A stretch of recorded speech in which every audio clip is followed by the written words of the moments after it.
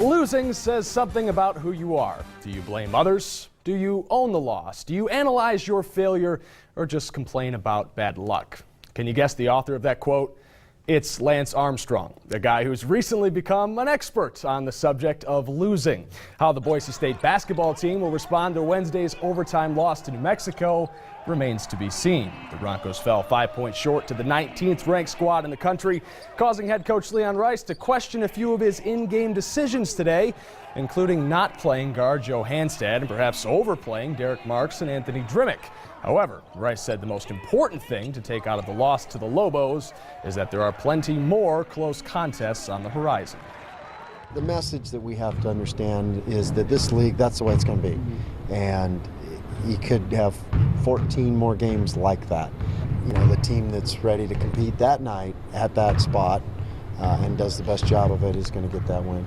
Rice isn't overestimating how tough his schedule is. The Mountain West holding strong with the third highest RPI in the country, behind only the Big Ten and the Big East. Leon said that what the league did in non-conference play was amazing, and he thinks the MWC has earned its status as a top-tier basketball league.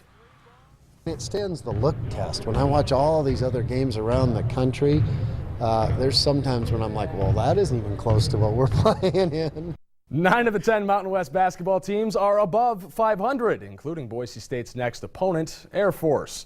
Last year, the Broncos split with the Falcons, each school winning in the other's home barn. Air Force enters tomorrow's matinee matchup 9-6, with losses to 3 top 25 teams, including an overtime defeat at the hands of UNLV last week. The Falcons responded to that loss by laying an egg against Colorado State. No pun intended. Air Force lost by 39, and part of the reason may have been fatigue, an issue similarly affecting the Broncos. Coach Rice said that injuries and his suspension-shortened bench have forced his starters to play big-time minutes, something he'll have to keep an eye on as conference play continues.